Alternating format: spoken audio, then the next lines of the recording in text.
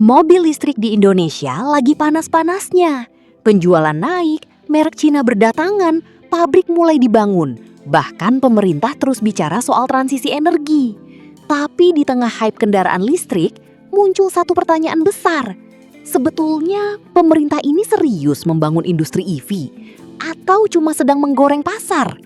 Karena baru saja publik dibuat bingung dengan isu pajak mobil listrik yang terus berubah-ubah. Belum selesai soal pajak, sekarang muncul lagi wacana insentif mobil listrik CBU alias impor utuh 0% diperpanjang lagi. Nah, kalau benar begitu, ini bakal jadi kabar baik buat konsumen. Tapi bisa jadi alarm bahaya buat industri lokal. Kira-kira jalan tengah yang diambil pemerintah seperti apa ya? Ya udah yuk kita simak video selengkapnya hanya di Lensa Otomotif.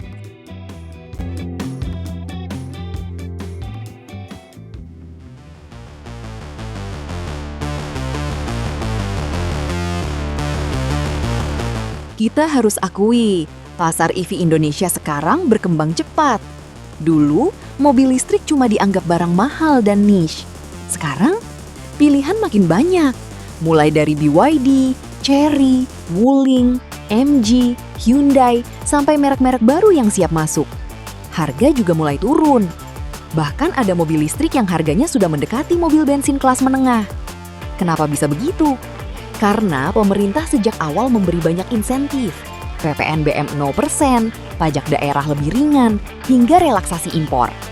Tujuannya jelas, Indonesia ingin jadi pemain besar industri kendaraan listrik dunia. Apalagi, Indonesia punya cadangan nikel besar. Dan pemerintah ingin ekosistem baterai sampai produksi mobil dibangun di dalam negeri. Masalahnya, di tengah upaya membangun industri lokal itu, kebijakannya justru mulai terlihat tidak konsisten. Belakangan, muncul berbagai pembahasan soal evaluasi pajak kendaraan listrik. Ada yang bilang insentif terlalu besar. Ada juga yang menilai negara mulai kehilangan potensi pemasukan pajak. Di sisi lain, pemerintah juga masih ingin penjualan EV terus naik. Nah, disinilah masalahnya.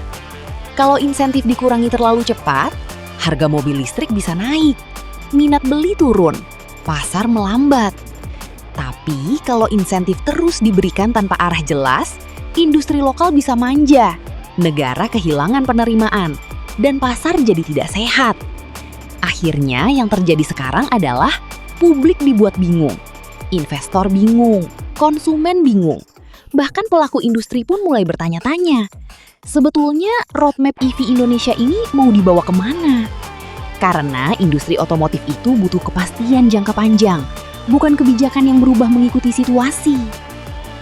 Kalau CBU 0% diperpanjang, siapa yang paling untung?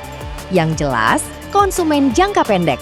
Karena harga mobil listrik bisa tetap kompetitif, pilihan makin banyak, teknologi masuk lebih cepat.